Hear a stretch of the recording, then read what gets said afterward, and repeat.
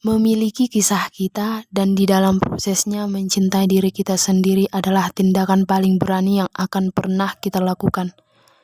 Saya akan bahas buku Tak Apa-Apa Tak Sempurna, karya Brené Brown. Di buku ini, penulis banyak membahas bahwa untuk mencapai sesuatu, hilangkan pikiran dan kita harus jadi seperti apa dan jadilah diri sendiri. Ketika kebenaran yang sama terus berulang dengan sendirinya, akan sulit sekali untuk berpura-pura melihatnya sebagai suatu kebetulan semata.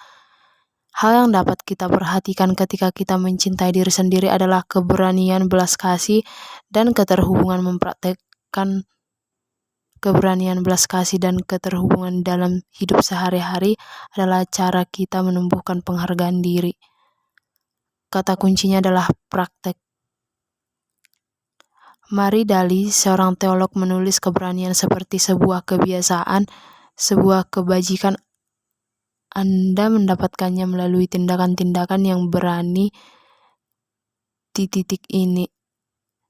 Seperti belajar berenang, dengan berenang Anda belajar berani dengan bersikap berani. Titik ini juga berlaku untuk belas kasih dan keterhubungan kita, mengundang belas kasih ke dalam hidup kita ketika kita bertindak dengan belas kasih terhadap diri kita sendiri dan orang lain, dan kita merasa terhubung di dalam hidup kita ketika kita menjulurkan diri dan menghubungkan diri.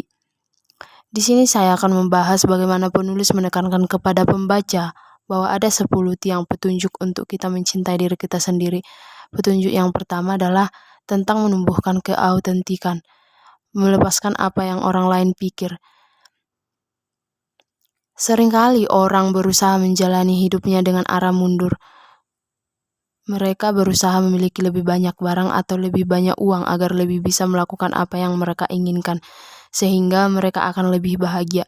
Sebenarnya yang benar adalah kebalikannya. Pertama-tama, kita harus menjadi diri kita yang sesungguhnya, lalu melakukan apa yang benar-benar perlu kita lakukan agar memiliki apa yang kita inginkan. Kutipan dari Margaret Young. Mengingat besarnya tugas yang ada di tangan menjadi autentik di dalam budaya yang menginginkan kita untuk menyelesaikan diri dan menyenangkan orang, saya memutuskan menggunakan riset saya untuk mengembangkan suatu rumusan dari keautentikan yang bisa saya gunakan sebagai kriteria. Apakah anatomi dari keautentikan?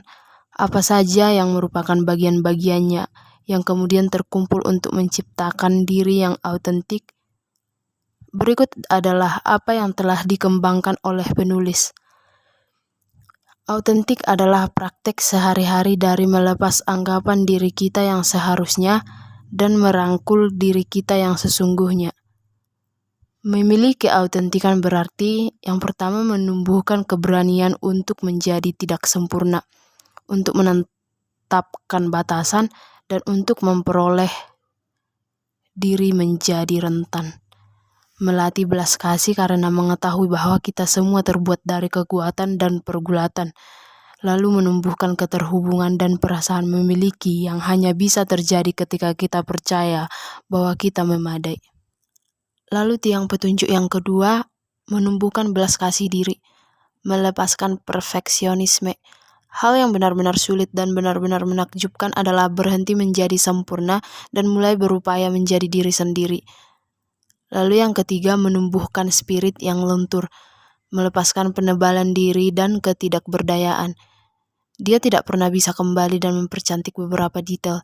Yang bisa dia lakukan hanyalah bergerak maju dan memperindah keseluruhannya. Lalu tiang yang keempat, menumbuhkan syukur dan kebahagiaan, melepaskan perasaan berkurangan dan takut pada kegelapan. Apa itu kebahagiaan? Kebahagiaan adalah satu langkah lebih jauh dari kegembiraan. Titik kegembiraan adalah sejenis atmosfer yang terkadang bisa kita hidupi ketika kita beruntung. Kebahagiaan adalah suatu cahaya yang mengisi kita dengan harapan, iman, dan cinta. Lalu yang kelima, menumbuhkan intuisi dan mempercayai iman, melepaskan kebutuhan akan kepastian. Iman adalah sebuah tempat misteri, tempat kita menemukan keberanian untuk percaya pada apa yang tidak bisa kita lihat dan kekuatan untuk melepaskan ketakutan kita pada ketidakpastian. Lalu yang keenam, menumbuhkan kreativitas, melepaskan perbandingan. Penulis meringkas apa yang telah dia pelajari tentang kreativitas dari dunia kehidupan dan cinta yang sepenuh hati. Yang pertama, saya tidak terlalu kreatif adalah kalimat yang tidak benar. Tidak ada yang namanya orang kreatif dan orang tidak kreatif.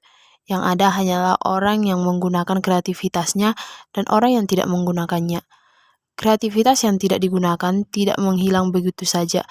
Kreativitas tetap tinggal di dalam diri kita sampai ia diungkapkan, dilalaikan sampai mati, atau tercekik oleh kemarahan dan ketakutan. Lalu yang kedua, satu-satunya sumbangsi unik yang bisa kita berikan kepada dunia ini akan lahir dari kreativitas kita. Lalu yang ketiga, jika ingin membuat makna, kita perlu membuat karya seni, misalnya memasak, menulis, menggambar, mencoret-coret, melukis, membuat kolase, membuat foto, merajut, membangun mesin, memahat, menari, menghias, atau apa saja selama proses mencipta kita menumbuhkan makna. Lalu yang ketujuh, menumbuhkan sikap bermain dan istirahat, melepaskan kelebihan sebagai simbol status dan produktivitas sebagai harga diri. Penulis mengajukan 7 ciri dari bermain, dan yang pertama dari ciri itu adalah bermain tanpa seperti tidak bertujuan. Pada dasarnya ini berarti kita bermain demi bermain itu sendiri. Kita melakukannya karena itu menyenangkan dan kita ingin melakukannya.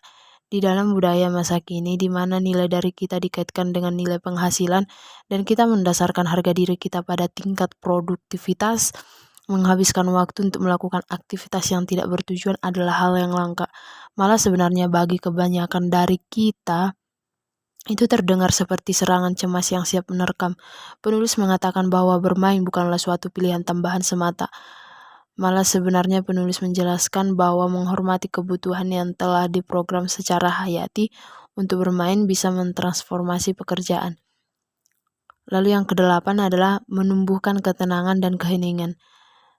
Saya tahu bahwa hidup saya sedang tidak seimbang dan saya menginginkan lebih banyak dari apa yang sedang saya pelajari di dalam kajian ini. Saya juga mengetahui mengapa saya mengalami serangan pusing ketika saya sangat cemas dan stres. Kepala saya akan terasa ringan dan ruangan akan mulai berputar.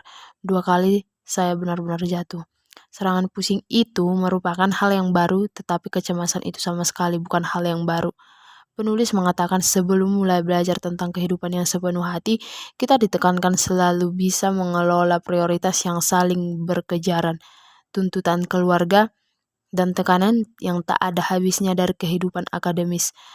Lalu yang kesembilan, menumbuhkan kerja yang bermakna, melepaskan keraguan diri dan seharusnya. Penulis mengatakan hal-hal yang penting dan berkaitan dengan pencarian pekerjaan yang bermakna antara lain karunia dan bakat, spiritualitas, mata pencaharian, komitmen seharusnya dan keraguan diri. Lalu yang petunjuk yang terakhir adalah menumbuhkan tawa, nyanyi, dan tari. Melepaskan keinginan untuk tampak tetap tenang dan selalu memegang kendali. Menarilah seakan-akan tidak ada orang yang memperhatikan, menyanyilah seakan-akan tidak ada orang yang mendengarkan. Mencintailah seakan-akan kita tidak pernah terluka dan hiduplah seakan-akan surga ada di bumi. Tawa, nyanyi, dan tari terajut begitu erat ke dalam kehidupan sehari-hari kita sehingga kita mudah melupakan betapa berharganya orang-orang yang bisa membuat kita tertawa. Lagu-lagu yang menginspirasi kita untuk membuka kaca mobil dan menyanyi dengan sekeras-kerasnya, dan kebebasan total yang kita rasakan ketika kita menari seakan-akan tidak ada orang yang memperhatikan.